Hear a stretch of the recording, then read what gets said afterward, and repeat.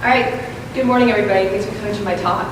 So some really good news is that I graduated from Emory University yesterday morning, and you'll be listening to part of my honors thesis I completed for my undergraduate career. My overall study is basically talking about Chinese and Taiwanese immigrants and how they use medicinal foods in Atlanta and differences between the two of them. For the purpose of this presentation, I'll be sticking to just medicinal foods between the two of them and just give you a sampling of what I've learned these past 2 years from my research that I've been doing. And so, as we're all botanists, we all know that medicinal foods are very important. And so basically, traditional medicinal systems, 80% of the world uses a form of traditional medicinal system. It is what the WHO defines as the sum total knowledge that society uses to treat medicinal problems, including psychological and physical problems. 80% of the world relies on some form of this. And they all stress the idea that diet and health are very much interrelated for wellness of an individual. And so it's very important to study medicinal systems because for public health, there's a lot of immigrants coming to many countries, especially the United States. It's good that physicians understand cultural competencies so we can better treat people in the future.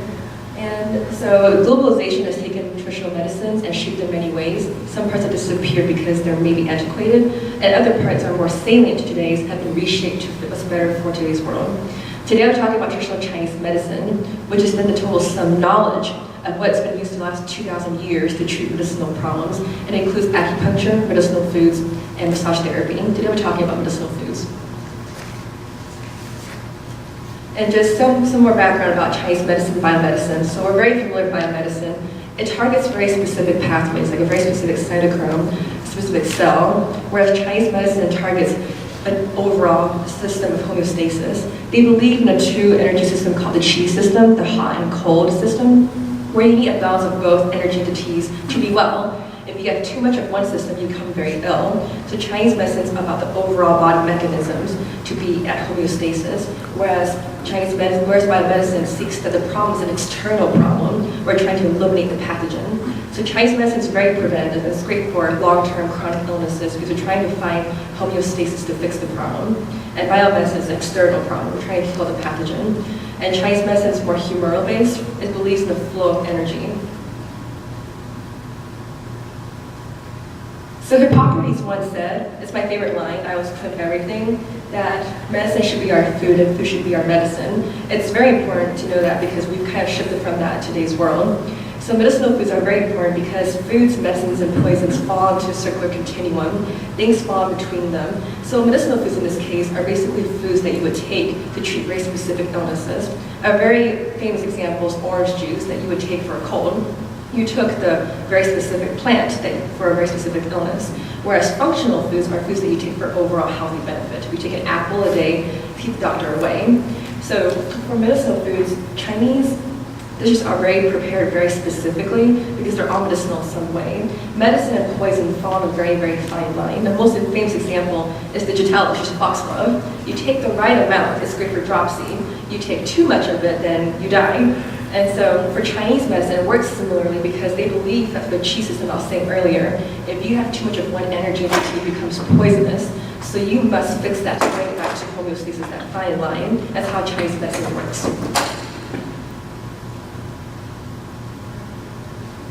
So to go over my methods for the last 2 years I've been doing this project.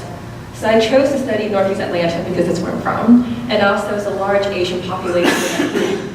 I participated in the IRB approvals and the human subjects training. We had 120 participants, 60 of Chinese and Chinese people, so I was comparing the cultural differences and the medicinal benefits that they were using. We basically targeted supermarkets, schools, and places that Chinese people were most likely to go to, so we get a fair sampling of what people were using. And so anything that I had, I put them into Excel. If it's ethnographical, I put them into a paper.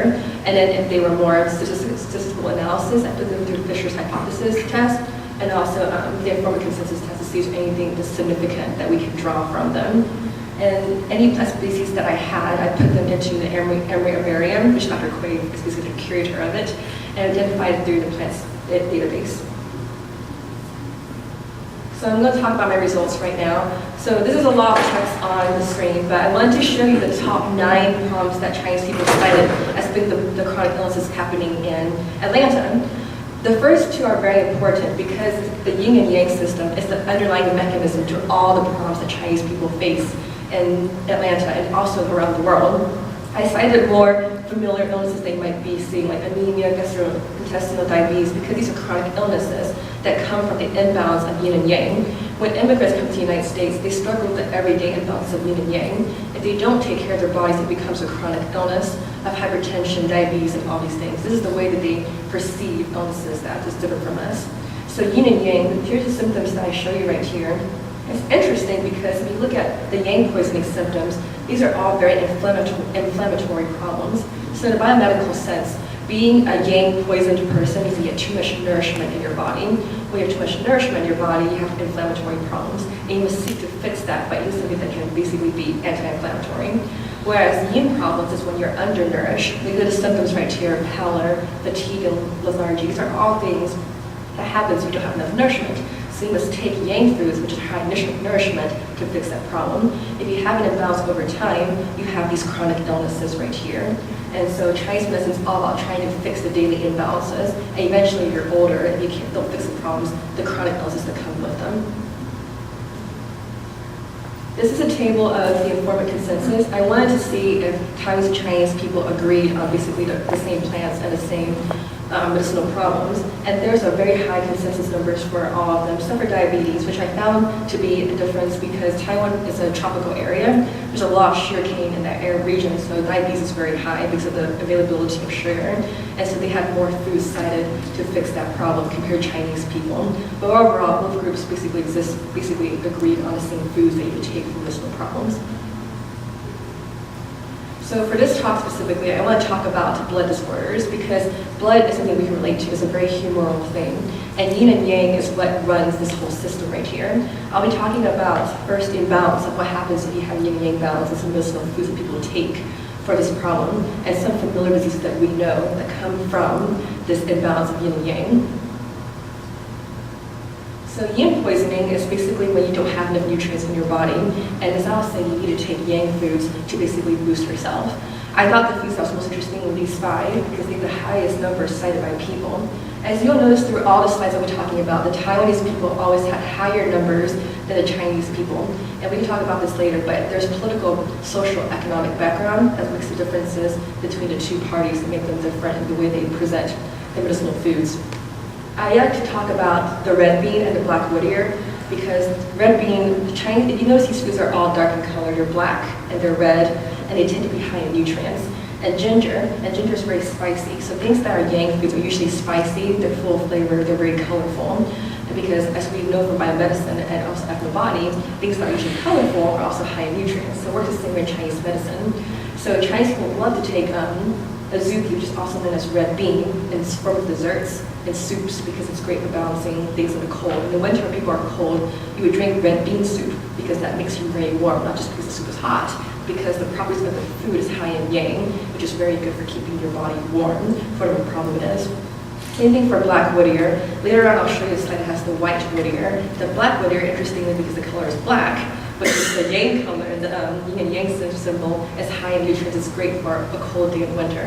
Whereas in the summer, you would take the white counterpart because it's a hot day. You need something that's cold to balance it. So I'd like to talk about yang poisoning because it is the #1 cited problem here among immigrants. Western foods are very, very high in yang, and yang foods, as I was saying, is nutrient dense. When I say nutrient dense, I don't mean necessarily antioxidants and minerals. I mean like calories, fats, and just things that are just make you feel very greasy. And Western foods are very high in the things I just said, the grease and the fried and calories. And so there's now a new problem being faced by immigrants. They must find foods that can fix this everyday problem of eating a lot of Western foods. And these are the foods that they cited right here. I wanted to point out white wood ear, I said earlier, because it's a common food that's the counterpart of black wood ear. But mung bean is the most interesting one because it's been shown to have antibacterial properties.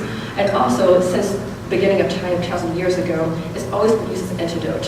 Whenever people were poisoned, or if they had too much problems, it was used to take to alleviate poisons. It was said to be known as the thing that could cure you or save you if you're about to die, if you have too much poisons. It works the same way in today's world. In the summer, when people have too much yang poison in their bodies, it's too hot, or have too much nutrients in their body, they would take mung beans, which can bind out the poisons and help their bodies get back to normal. And so the rest of the foods, as you notice, all these foods are all light in color and green because it just still shows that the Chinese people believe that the color system is very important. The lighter the color, the less nutrients there are. So in a Chinese dish, as we're so attracted to it, there's so many colors in the dish because you have the reds and the blacks, which are high in nutrients. You balance the lighter colored things like carrots or radishes, so you have a very balanced dish. So every Chinese dish is very, very designed for the person that they're targeting based on what medicinal problems you have. And so for diabetes, I want to talk about diabetes because it's a very interesting phenomenon. In Taiwan, because they have a lot of diabetic numbers because of the sugarcane production, they had significant numbers in terms of deferring what foods they use. For Chinese people, they tend to cite more foods for blood problems, like making your blood strong, but Taiwanese people like to cite foods about diabetes. And so I chose okra and bitter melon to talk about because all the people that I interviewed had gardens. They were usually Taiwanese people. Taiwanese people and Chinese people differ because Chinese people tend to buy more dried goods and have more teas and brews, whereas Taiwanese people were more interested in building gardens and planting fresh produce. And the most common foods they planted were bitter melon and okra. Bitter melon, the idea is that the darker green the plant is, and the more bumps there are, the more bitter it is, the better it is going to be. And so there's always a saying in Chinese medicine, the worse it tastes, the better it is for you. And for okra, a lot of people have diabetes, so they would plant okra in their backyard, and so they would cook it, cut it into 4 pieces, put it in a cup of water, let the slime come out and drink it down. It's supposed to make your blood very smooth the next day. And this is something that a lot of people talk about, that they spread the knowledge saying that if you have diabetes, you should take these 2 foods because they're great for it. And I've seen some papers written about how it's great for that as well, which is very interesting. And the rest of it, pumpkin sweet potato. Sweet potato is also very important for Taiwanese people because every medicinal food that Taiwanese cite is always gastrointestinal related. And so if they say a food that has to do with anemia or diabetes, there's always like something to do with constipation or something that can help you alleviate toxins out of your body through gastrointestinal problems. A second thing I'll talk about is hypertension. Taiwan had a huge number of hypertension, but not necessarily because it's stress related. For China, the people who had more hypertension, they basically attribute it to more stress from work. But Taiwan related it more to a diet problem, maybe because of the sugar over time. So the number one thing I talked about again was bitter melon. It's like the magic plant that all Thais like to take because it's great for everything. I think in any society, bitter melon somehow appears as being a great antidote. For Chinese people, it's great for specifically hypertension and for diabetic properties. And the darker and more bubbly it is, the better it is. That's how they choose in supermarkets. The last one's anemia. I'll talk about anemia because the Chinese people and Taiwanese people defer to this one. While it's true the numbers are higher for Taiwanese people because they eat more medicinal foods in general, I found that Chinese people talked more specifically about the foods because Chinese people believe in the idea of making your blood strong, especially women. Women who have menstrual problems tend to cite a lot of foods for menstrual problems, and their favorites tend to include cinnamon and red dates. Notice that all these plants right here are all red and dark in color, which is basically what we would contribute as high iron properties, but they call it as being high in blood properties. And so they would take these foods for basically rich blood qualities if they have blood problems. I'll talk about my conclusions right now. So medicinal foods are very, very important to every medicinal society, especially for Chinese people in any society in Atlanta. With more and more immigrants coming to the United States, it's a struggle to find the original foods that they have and also new foods they're taking. And it's always an imbalance to fix the problems that they have and also new health problems that they're facing. For Chinese people, it's a yin and yang imbalance that they don't fight every day, it becomes a chronic illness. And they need to find a new, not just food strategy, but also a healthcare strategy to make themselves well and their children for the next few years. It's very important to study medicinal foods because among public health officials, for cultural competency reasons, we understand food and drug interactions, but why people take some foods so we can better understand how they might interact with drugs. And most importantly, for future purposes, that it's good to understand Chinese medicine because it's a very interesting, it's a growing field with some parts dying out, but some parts are becoming more salient to what's going on in the world that will fit Western models better. And it's interesting that we understand these models. From acknowledgements, I want to thank my lab team. We're all sitting here among the audience supporting me. Dr. QUAVE for being my mentor these past 2 years for my honors thesis. I defended my thesis 2 weeks ago, received highest honors, so I want to thank my committee for also working with me to make this project successful, and most importantly to Emory University for giving me all resources and time for this project. Thanks, everybody.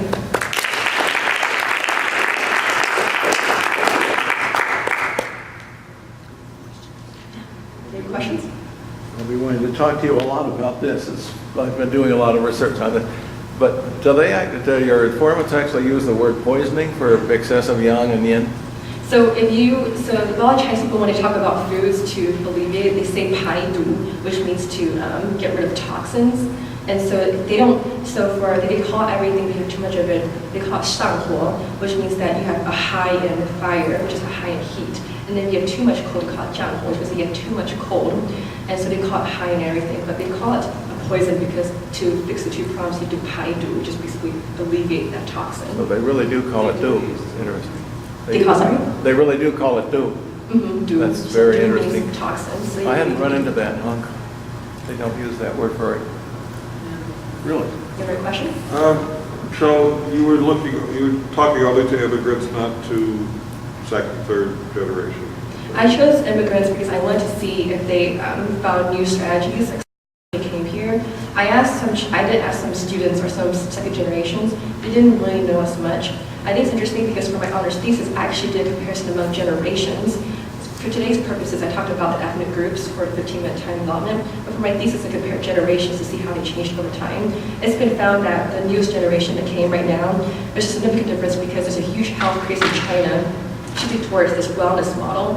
And so I would say the new generation can cite more medicinal foods, but they're not as sure about the medicinal quality, whereas the older generation will cite a smaller number, but it's trusted, because Western people have blogs. They rely on blogs and social media, and so they have a huge repertoire of knowledge, but they're not as certain. If that makes sense? Yeah, I was just wondering if, well, two things. One, of the old Cantonese population, which I assume you have some in Atlanta, if that had something similar to the Taiwanese, not necessarily the ones the grandchildren, but, and then the other was just now, of course, the immigrants are coming from all over China, which really confuses things probably. And then on the other hand, whether under Mao there were changes, I just don't know.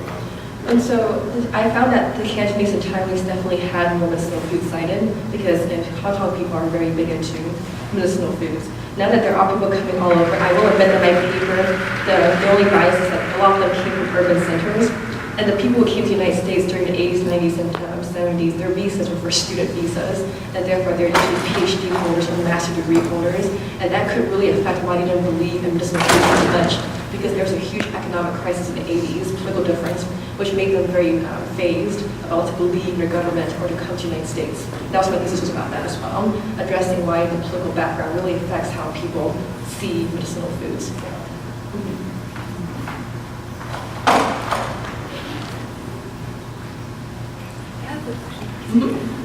Do you think there is a difference between, let's say, young people, second generation immigrants in the use of these pens and people of same age who come directly from China for studies, for example? Definitely. I would say that when I was interviewing students about the ages of 20 to 30, I actually did a side study for that. The people who are second generations didn't know as much about foods because their parents, for some reasons, immigrants didn't pass knowledge down as well to their second generations. But the newest generation that came from China, because there's just new health crisis going on with laws, they could go on forever about medicinal foods, even if they don't know if it really works. But I found that people my age, who are second generation people, tend not to be able to talk a lot about medicinal foods.